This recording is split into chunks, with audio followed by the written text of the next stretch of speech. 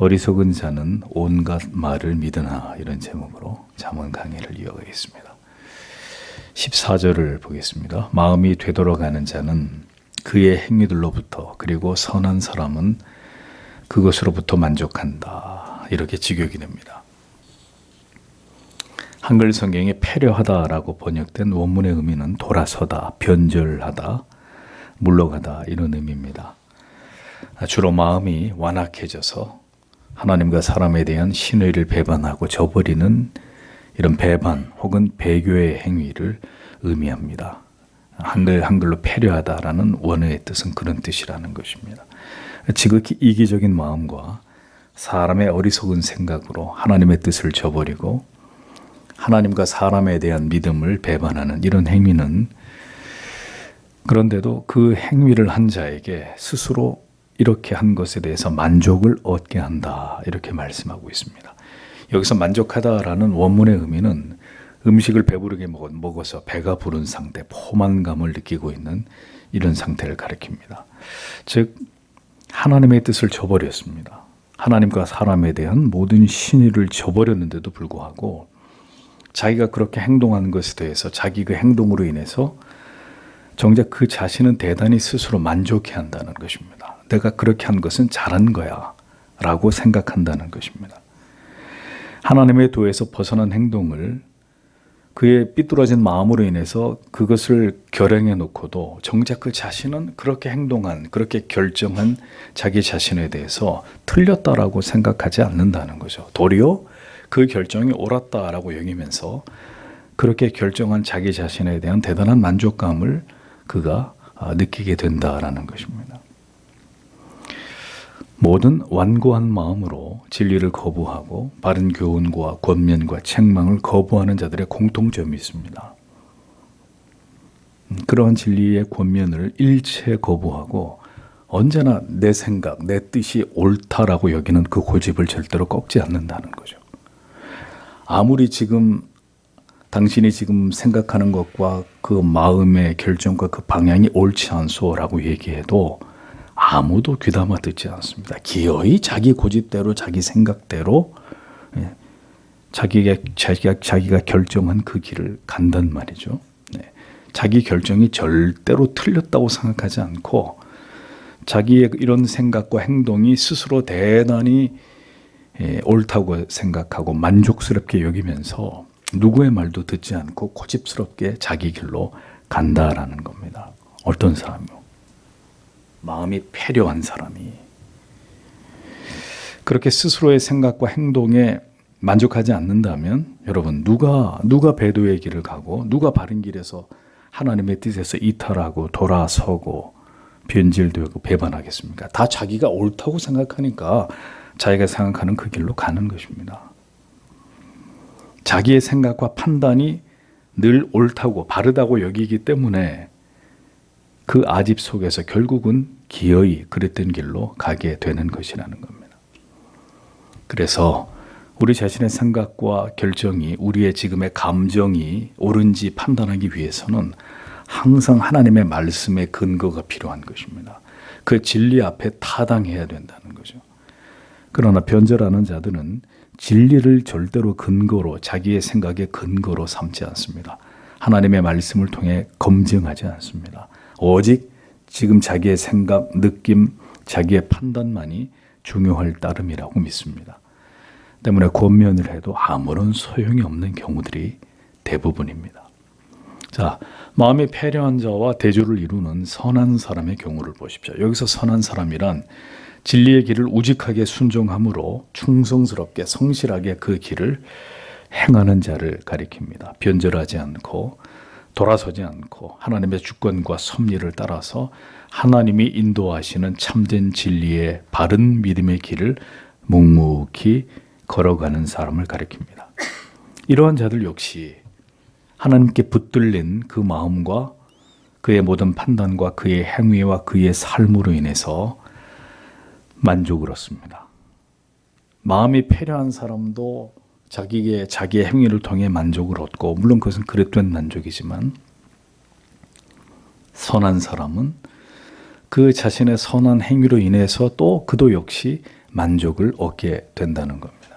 어떤 만족일까요? 상당한 영적인 만족을 얻게 된다는 겁니다. 결국 이 모든 것이 하나님의 섭리와 인도하심이었음을 알아 그 길을 걸어가면서 더 큰 감사와 확신과 영적인 희열과 환희를 맛보면서 자기의 마음과 영혼에 대해서 대단한 만족감을 누리게 된다는 것입니다. 그러니까 선한 사람도 마음이 패려한 자와 마찬가지로 자기의 하나님 앞에서의 그 선함, 그 충성됨, 그 변치 않는 성실함으로 인해서 하나님이 그에게 주시는 은혜를 맛보면서 그렇게 하나님의 은혜 가운데 살아가는 자기의 삶에 대한 대단한 만족과 감사를 맛보게 된다는 것입니다. 악인의 만족감은 결국 영원하지 못하고 그를 쓰디쓴 후회와 파멸로 이끌게 되지만 선한 자의 만족은 영원하고 복된 소망과 확신으로 이어지게 되어 있는 것입니다. 우리의 마음이 은혜에서 멀어지고 하나님께로부터 멀어진 모든 올바름으로부터 돌아서는 일이 일어나지 않기를 기도해야 합니다. 우리의 마음이 하나님께로부터 멀어져서 우리가 오판하게 되고 인간의 어리석은 감정과 고집이 나와서 하나님이 기뻐하는 그 길에서 돌아서는 변절하는 이런 일이 생기지 않기를 기도하셔야 됩니다. 왜?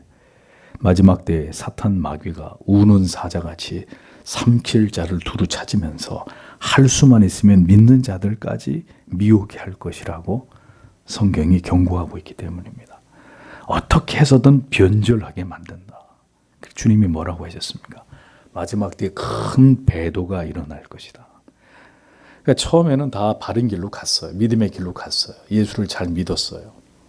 마지막 때는 어떤 일이 벌어지느냐? 거기서 다 변절한다. 돌아서게 된다. 다시 돌아서서 세상으로 돌아가 버리는 그런 일이 일어난다는 겁니다. 극소수가 아니라 큰 배도가 일어난다. 그러니 기도하셔야 됩니다. 완악하고 강팍해져서 그 마음이 바른 진리와 신앙으로부터 돌아서거나 변절돼서 넓은 길로 제 소견에 옳은 길로 행하게 되는 이런 일이 일어나지 않기를 성도는 기도해야 합니다. 흘러 떠내려가지 않기를 조심하라고 했잖아요. 히브리서에서. 큰 구원을 가볍게 여기지 말라고 했지 않습니까? 15절을 보겠습니다. 단순한 자는 모든 말을 믿는다. 그러나 슬기로운 자는 그의 걸음을 분별한다. 이렇게 기록되어 있습니다. 어리석은 자라고 번역된 히브리어는 열다라는 의미의 파타에서 유래된 형용사입니다. 자, 그러니까 어리석은 자는 어떤 사람이에요? 모든 가르침에 대해서 활짝 그의 귀와 마음이 열려 있는 자. 성경은 그런 자가 어리석은 자다라고 말합니다. 좋은 의미에서 순전한 것이다라고 볼 수 있지만 성경은 어리석은 자를 순전하게 보지 않습니다.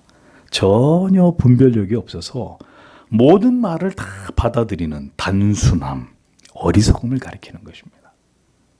분별력이 없으니까 이 말 저 말 모든 말을 다 듣고 고개를 끄덕끄덕거리고 있는 어리석음을 말하는 것입니다. 분별력은 하나님의 말씀을 통한 지혜와 명철에서 비롯됩니다. 주의 말씀을 깊이 깨닫고 이해하고 풍성하게 이 하나님의 말씀을 깨닫게 될 때 우리 영혼은 지혜와 명철을 얻게 되고 그 지혜와 명철은 우리의 삶을 통해 더 하나님을 영화롭게 하고 하나님께 영광 돌리는 구별된 삶을 빚어내게 됩니다. 어리석은 자의 문제가 뭐냐? 온갖 말을 다 주워 듣는단 말입니다. 그 모든 말 중에는 내 마음에서 들려오는 인간의 말부터 시작해서 세상 사람들의 말, 우리를 미혹하게 하는 말, 우리로 하여금 그릇된 철학과 사상과 미신적인 것을 따르게 하는 말, 그릇된 신앙의 길로 인도하는 말 등등의 온갖 사악한 말들이 다 여기에 포함되는 것입니다.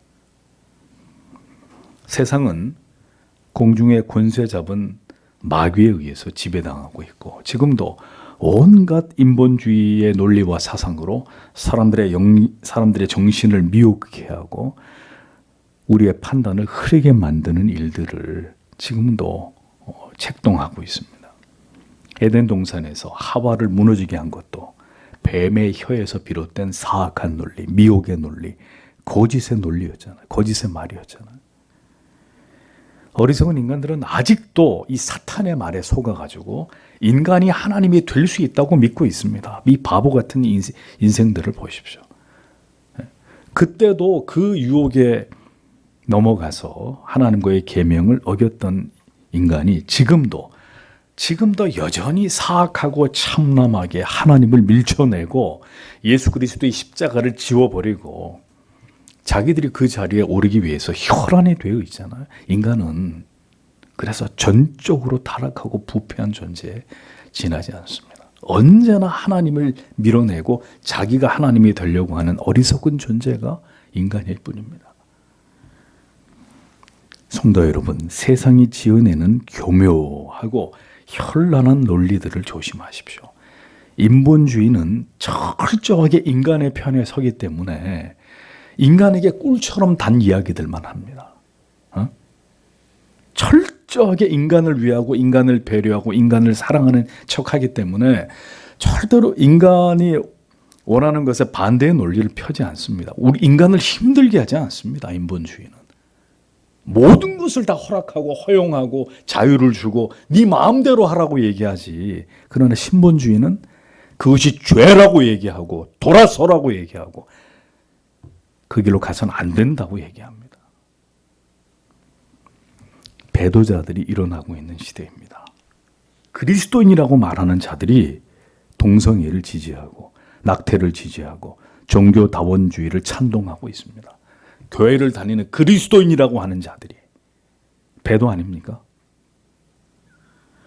전통적인 교리를 멸시하고 전통적인 예배를 파괴시키고 사람들을 더 즐겁게 감동적이게 사람을 위하는 기독교로 변질시키고 있습니다.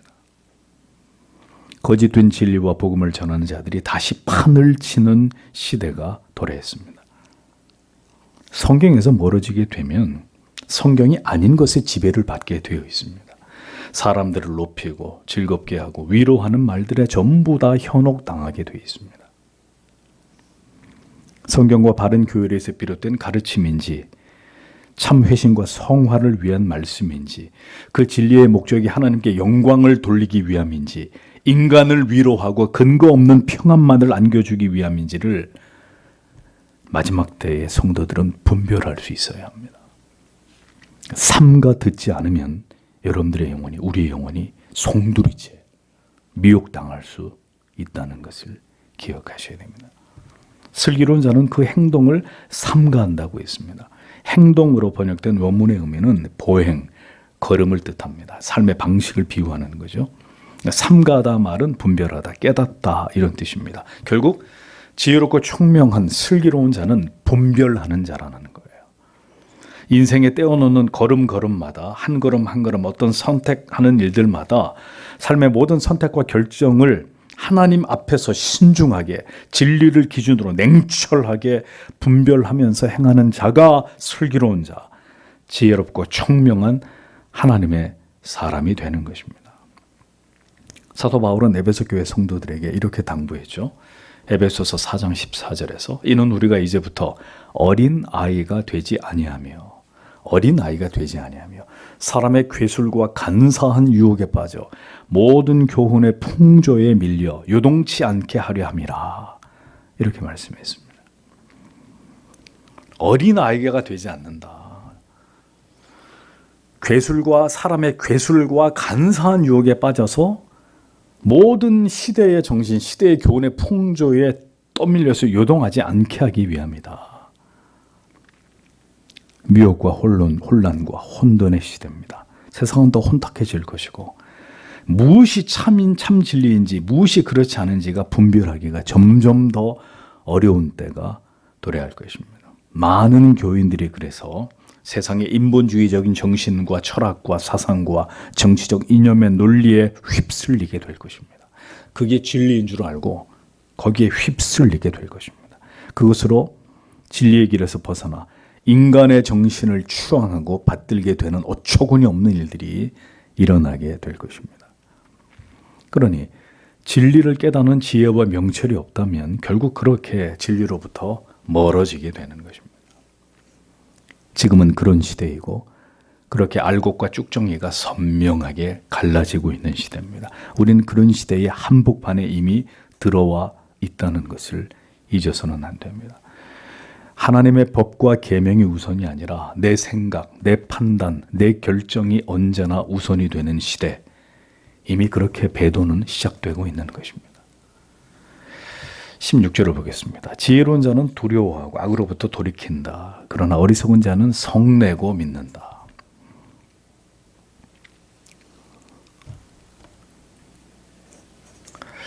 지혜로운 자, 하나님의 뜻을 따라 행하기 위해 언제나 신중한 하나님의 자녀들은 언제나 그 마음속에 뭐가 있습니까? 하나님에 대한 경외심이 있습니다. 그 경외심은 단순한 경외심이 아니라 언제나 악으로부터 떠나고 악으로부터 돌이키고 악을 미워하는 것으로 우리의 양심 속에서 작동하게 되어 있습니다.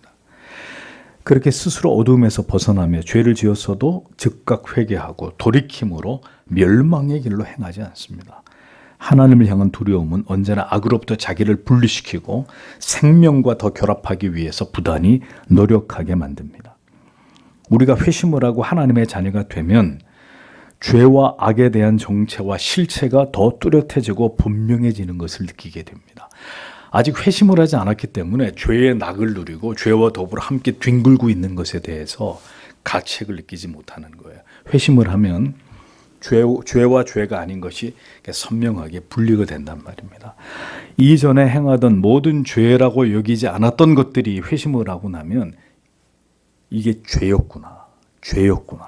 분명히 죄로 인식하게 되는 놀라운 변화가 일어나게 됩니다. 더 나아가서 계속해서 우리 영혼이 성장하는 과정에서 이 죄에 대해서 더 명민해지고 예민해지는 이런 일들이 증가되게 됩니다. 더 죄에 민감해지게 되고 즉각적으로 죄에 대한 깨달음과 영혼의 반응이 일어나게 되는 것을 경험하게 됩니다. 성령으로 충만하다는 것은 곧 우리의 양심이 죄에 대해서 아주 민감하고 즉각적으로 반응을 일으킬 만큼 우리의 영혼이 하나님의 말씀과 가까워져 있고 하나님의 말씀으로 충만해져 있고 성령의 뜻에 민감한 것을 의미하는 것입니다.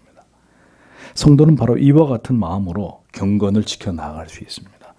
하나님과 멀어지지 않고 그 친밀함을 계속해서 붙들고 가고 유지할 수 있는 것입니다. 그러나 어리석은 자, 여기서 무지하고 미성숙한 자를 가리키는데 진리에 대해서 무지하고 어리석은 자는 방자하여 스스로를 믿는다라고 했습니다. 방자하다라는 번역의 원문의 의미는 방자하다, 화를 내다 이런 뜻입니다. 즉 어리석은 자의 특징이 뭐냐? 쉽게 화를 내고 경솔하고 그리고 부주의하고 그리고 무모하다는 것입니다. 그러니까 화를 낼 일도 아닌데 화를 낸다라는 것은 그의 감정이 정상적이지 않다는 것이고 자기의 영혼이 잘 제어되지 않는 상태에 있다는 것을 가리키는 것입니다. 그러니까 어리석은 자는 그렇게 자기의 감정에 대해서 부주의하게 돼서 쉽게 화를 내고 또 자기가 언제나 옳다고 하는 자기 아집에 늘 사로잡혀 있습니다. 하나님을 두려워하지 않고 자신이 행하는 성급함, 자신의 분노를 정당화하고 합리화하고 그렇게 죄악의 길로 어리석게 행하는 자를 가리키는 것입니다.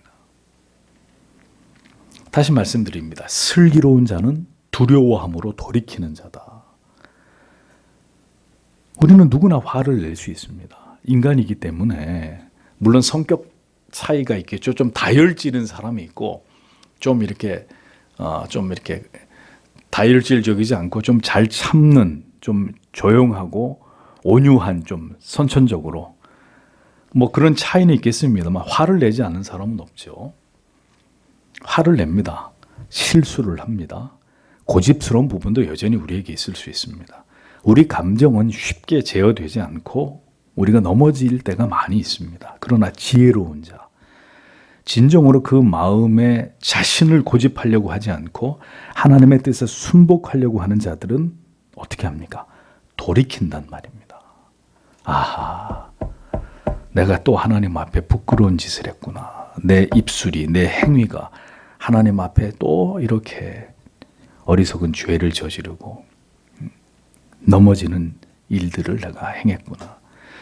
돌이킨단 말이죠. 돌이켜 회개하고 자기의 죄를 부끄러워하고 후회합니다. 14절에서 마음이 패려한 자는 자기 행위로 스스로 만족하듯이 어리석은 자 역시 방자하여 스스로를 믿습니다. 돌이키지 않습니다. 회개할 줄 모릅니다. 언제나 자기의 주장을 고집하고 자기가 옳다고 얘기합니다. 자만과 아집에서 벗어나지 못합니다. 그런데 그러한 태도와 마음은 그가 스스로 어리석은 자라는 사실을 증명하는 것일 뿐입니다. 성도 여러분, 부디 하나님을 두려워함으로 악으로부터 떠나는 자들이, 즉시 회개하는 자들이 되어야 합니다. 자신의 잘못과 죄에 대해서 화를 내고 성을 내면서 자기를 정당화하려고 하는, 성경은 이런 자를 어리석은 자라고 얘기합니다. 우리의 감정과 우리의 생각에 충실하지 말고 하나님의 뜻과 진리의 교훈을 우리의 마음에 새기면서 하나님이 경외함으로 이 악한 세상에서 우리 자신의 영혼을 지키고 더 순결한 삶을 살아가기에 진력하고 이것을 위해 하나님 앞에 깨어 부르짖어 기도하는 성도들이 되어야 한다는 것입니다. 어리석은 자의 이 쉬 분노함을 경계하는 말씀이 그다음 바로 다음 절에 이어서 말씀하고 있잖아요. 화를 잘 내는 자는 어리석음을 행한다. 그리고 악한 생각들의 사람은 미움을 받는다라고 기록되어 있습니다. 화에 대한 말씀이 계속 이어집니다. 쉽게 잘 화를 내는 사람은 반드시 후회하게 될, 그렇게 화를 낸 것에 대해서 즉시 후회하게 될 어리석은 일들을 행하게 된다고 성경이 말씀합니다.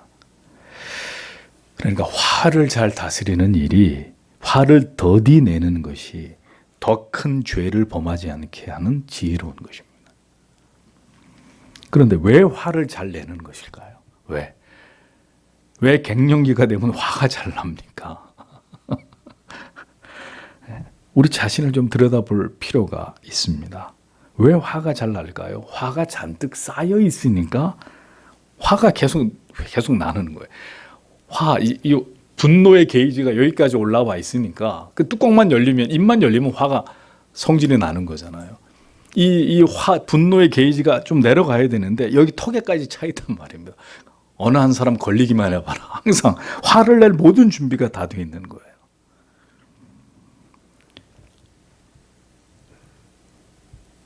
그 화는 왜 우리 안에 쌓여 있는 것이죠? 내 자신이 만족되지 않기 때문이에요. 누군가 내 자신을 만족시키지 않았기 때문이다. 달리 얘기하면 내 자신을 지독하게 사랑하기 때문입니다. 내 자존심에 상처를 입는 것이 허락되지 않기 때문에 그런 일들을 겪으면 이제 화가 계속 쌓이는 거죠. 내 자신의 뜻대로 되지 않고, 내가 사랑받지 못하고, 내가 인정받지 못하고, 내가 원하는 것을 얻지 못하고, 그게 누구 때문이고, 어떤 이유 때문이고, 자, 이렇게 이제 이런 잘못된 생각들이, 감정들이 누적되면 계속 화가 차오르는 것입니다. 내가 겪은 그 모든 일들이 내 인생 자체가 부당하다고 여겨질 때, 그리고 그것을 정당하게 해소하지 못하게 될 때 화가 쌓이게 됩니다.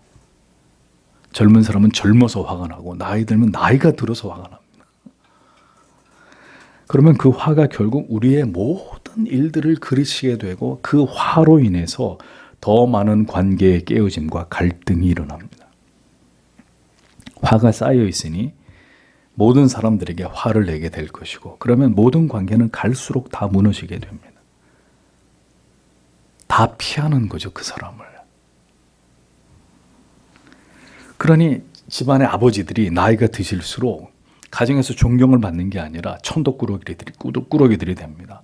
아버지 도대체 왜 저래요, 어머니? 야, 너희 아버지 왜 저런다냐?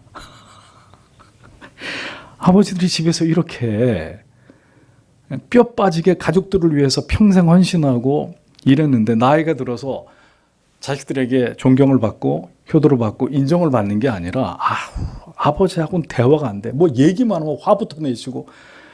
왜 우리 아버지들이 이런 취급을 받아야 될까요? 다 그런 건 아니지만. 나를 사랑하시는 분이 계신다는 사실을 기억해야 합니다. 내가 누리지 못하고 받지 못한 것을 그 하나님의 나를 향한 그 사랑으로 상쇄시키셔야 됩니다. 내가 받지 못한 것에 집중하지 마시고 주님께로부터, 하나님께로부터 내가 받은 놀라운 은혜와 사랑과 긍휼을 생각하면서 내가 받은 것에 집중하셔야 됩니다. 인생을 살면서 받지 못한 것, 누리지 못한 것, 얻지 못한 것, 사랑받지 못한 것, 무시당한 것, 이런 나에게 집중하지 마시고, 그러면 자기 연민에 빠진단 말입니다. 그 자기 연민이 분노를 자꾸 쌓는 거예요. 내가 세상에서 제일 불쌍한 사람이다 라고 여기게 되니까. 세상은, 사람들은 나에 대해서 그렇게 할 수 있어도 오직 나를 사랑하시는 하나님은 나를 그렇게 대우하지 않으시는, 하나님은 내게 대해서 사랑과 자비와 긍휼이 무한하신 나의 아버지가 되신다. 그 하나님이 오늘도 나를 사랑하고 계시고 나와 함께하고 계시고 나의 모든 억울함을, 내 인생을 지나오면서 내가 당한 그 모든 억울함을 하나님이 신원해 주신다라는 것을 믿고 모든 것을 하나님께 맡길 때 우리 안에 있는 분노를 잠재울 수 있습니다. 그 분노로부터 자유로워질 수 있습니다. 나를 무시했다고 여길 때 저게 뭔데 나를 무시해가 아니라, 그래, 그럴 수 있다. 그대도 죄인이고 나도 죄인이니 그런 일이 일어날 수 있다. 우리는 그렇게 우리 모두의 허물과 부족을 인정하고 그럼에도 불구하고 하나님이 나를, 그대를 사랑하신다. 이것을 기억하면서 우리의 분노를 다스릴 수 있는 은혜를 구해야 합니다. 다시 얘기합니다. 나의 연민에 집중하지 말고 나를 위해 흘리신 그리스도의 보혈을, 그분의 십자가를 바라보시란 말입니다.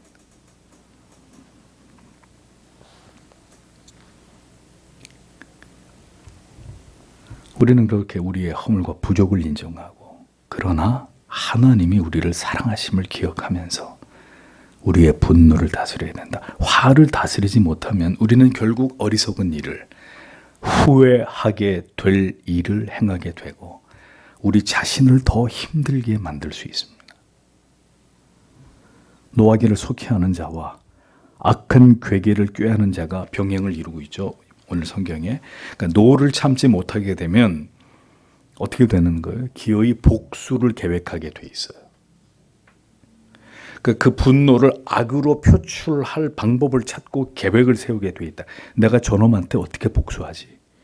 내가 한 대 맞았는데 내가 어떻게 두 대, 세 대 저 후려 갈겨주나? 그래서 내가 이 분노를 내가 좀 해결하나?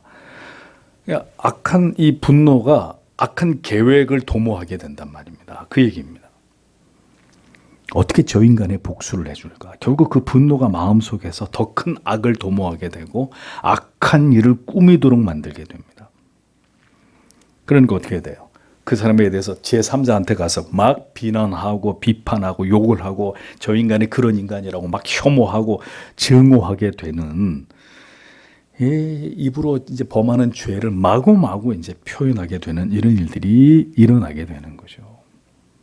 어떤 방법으로 나를 이렇게 분노하게, 억울하게 만든 자를 되갚아 줄까를 고심하게 됩니다. 밤새도록 고심하는 거예요. 화를 쉽게 내는 사람들을 보십시오. 언제나 그 마음이 악에 사로잡혀 있고 그의 말은 언제나 욕설로 가득하고 그의 눈은 분노와 적개심으로 이글거립니다. 그러니까 언제나 화를 낼 준비가 되어 있는 사람과 누가 벗이 되고 싶어 하겠습니까? 언제나 분을 참지 못해서 악을 도모하고 분쟁과 다툼으로 악을 저지르는 그를 누가 가까이 하려고 하겠어요? 결국 가족들도 떠나고 친구들도 떠나고 그를 아는 모든 사람들에게 외면을 당하게 돼 있는 것입니다.